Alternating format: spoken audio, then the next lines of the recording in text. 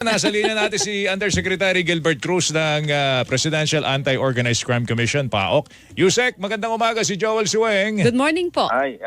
Good morning, Ma'am Weng at Sir Joel. Good morning po. Gandang umaga po sa inyo. Ganda ng balita nyo kagabi. Liudong. Oo. Nadali ka dong. Paano ba nasa kote ito, Undersecretary Cruz? Si Liudong, kasama po yan sa inaplayan natin ng yung pangalan niya po nandun po sa search warrant doon sa Lucky South 99. So hindi ho tayo pinalad na mahuli po ito si Liudong noong inapply po natin yung search warrant. Nung sinerve po natin yung search warrant. So tinabaho po natin yan.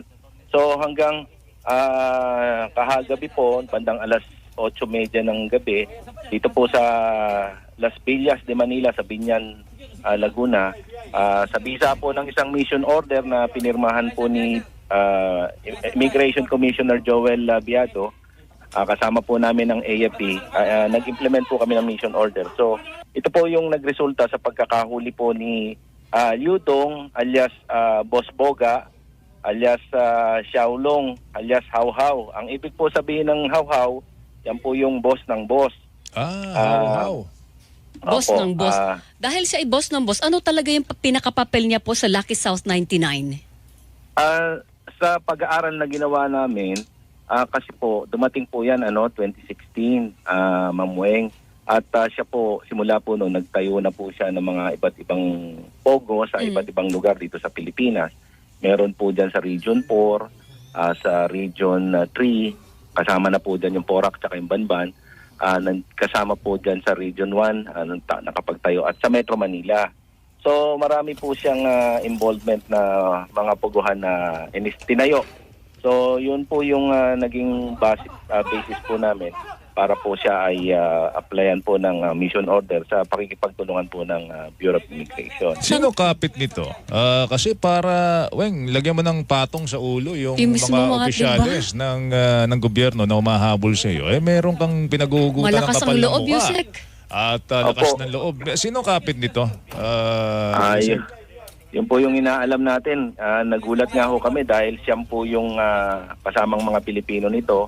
Actually, nahulihan po natin ng siyam na baril. Tinitignan na lang po natin kung bakit may mga baril po itong mga naka-security sa kanya. Sila ho ba ay mga legitimate na mga bodyguards na inauthorize po ng ating SOSYA, no? So, i-check po natin yan. At yun nga ho, nakakapagtaka. Malakas ang loob nitong taong to, tsaka ang tingin namin, Sir Joel and Ma'am Weng, baka ito yung ina-avoid ni suspended Mayor Alice Go na ayaw niyang banggitin dahil ito po ay nandito pa. Yes. Ang mga binabanggit niya pong mga pangalan doon po sa mga hearing wala na po rito. Abroad na. Opo, tama po. Ito po baka ito yung source ng sobrang takot ni Alice Guo. Pwede pong takot o pwede pinagtatakpan niyo po. Pwede din. Magkano daw yung pinatong nito sa ulo nyo? Saan nyo nakuha yung impormasyon? Opo. Where and sino ang nagbigay sa inyo ng impormasyon? Ano na po ito? Tulungan po ito ng AFP, Armed Forces of the Philippines. Sila po yung katuwang namin from day one na nagsimula po tayong mag-surveillance at mag-gather po ng intelligence dito po kay Liudong. So magkano daw po ang pinatong nito sa ulo nyo? Galit na galit si Dr. Casio Yun sa akin iba-iba kasi yung nasa social media nila, pero prominent po talaga yung patong na nilagay nila kay Dr. Casio, Talaga sa kanya galit na galit? Tsaka sa isang abogado po namin. Okay, malaki ang problema natin, Joel, Yusek, kung authorized ng SOSYA yung mga security nito. Opo. Meron ba tayong nakitang dyan, otoridad? Baka may pulis pang bodyguard dito.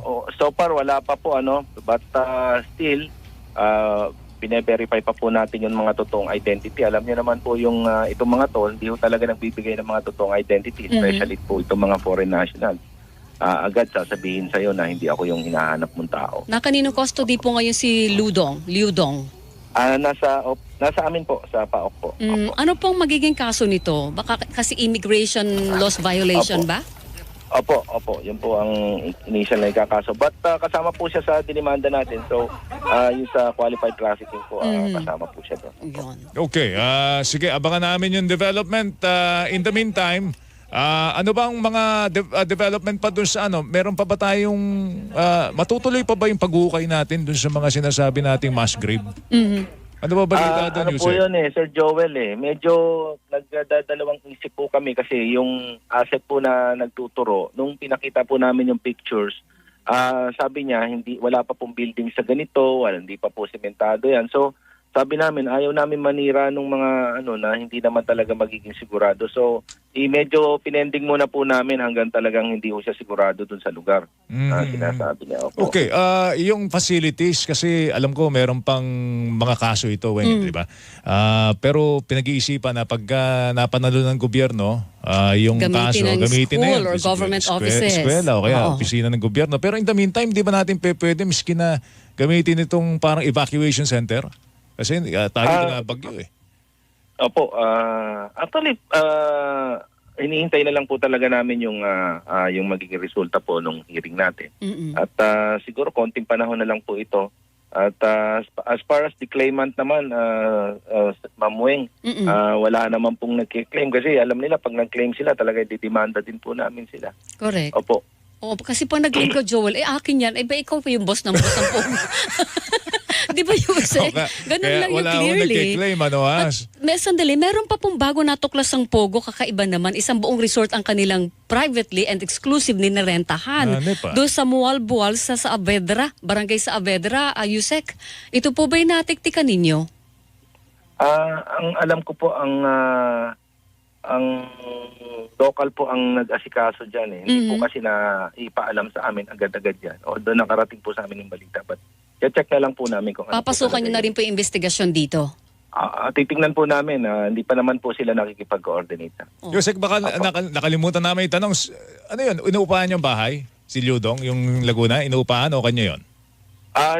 Hindi pa po namin alam, but hindi po ito yung talagang bahay niya. Ito, natsempuhan lang po namin. Oo, Na palabas lang umaattend ng po ng party. isang party. Opo. Kita mo, may pa-party pa siya, Ang Yusek. ganda ng bahay. Ito matigas yung bahay. Okay. Sige, Yusek, salamat sa oras. Mag-ingat ka. Thank you. Opo, thank you po. Thank you po. Si Undersecretary Gilbert Cruz, Executive Director, PAOK, Baka Kapuso.